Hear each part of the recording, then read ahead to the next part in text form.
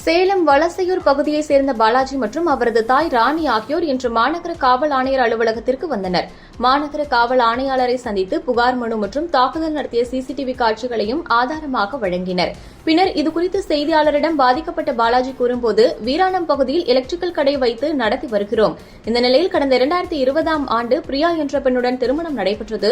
திருமணம் நடைபெற்ற நாள் முதல் இருவருக்கும் கருத்து வேறுபாடு ஏற்பட்டதால் அவ்வப்போது குடும்ப பிரச்சினை ஏற்பட்டு வந்தன.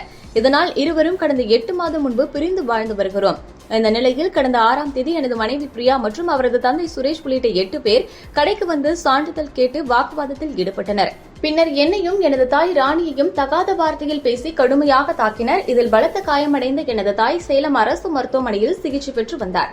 இந்த நிலையில் தாக்குதல் நடத்திய நபர்கள் மீது நடவடிக்கை எடுக்க கோரி வீராணம் காவல் நிலையத்தில் புகார் அளித்த நிலையில் காவல் ஆய்வாளர் புகாரை வாங்க மறுத்து தரைக்குறைவாக பேசி அனுப்பிவிட்டனர். இதனால் மாநகர காவல் ஆணையாளர் விஜயகுமாரை சந்தித்து புகார் அளிக்க வந்ததாகவும், மாநகர ஆணையாளர் இதுகுறித்து உரிய விசாரணை நடத்தி என் மீதும் என் தாய் மீதும் தாக்குதல் நடத்திய எனது மனைவி பிரியா, தந்தை சுரேஷ் உள்ளிட்ட ரவுடிகள் 8 பேர் மீது நடவடிக்கை எடுக்க வேண்டும் என்றும் தெரிவித்தார். மேலும் புகாரை வாங்க மறுத்து தரக்குறைவாக பேசிய வீராணம் காவல் ஆய்வாளர் மீது துறை ரீதியான நடவடிக்கை எடுக்க வேண்டும் எனவும் கேட்டுக் கொண்டார். கணவர் மீது தாக்குதல் நடத்திய மனைவி மற்றும் அவரது தந்தை உள்ளிட்ட 8 பேர் மீது நடவடிக்கை எடுக்க கோரி காவல் ஆணையாளர் அலுவலகத்தில் பாதிக்கப்பட்ட நபர் புகார் அளிக்க வந்ததால் பரபரப்பு ஏற்பட்டது.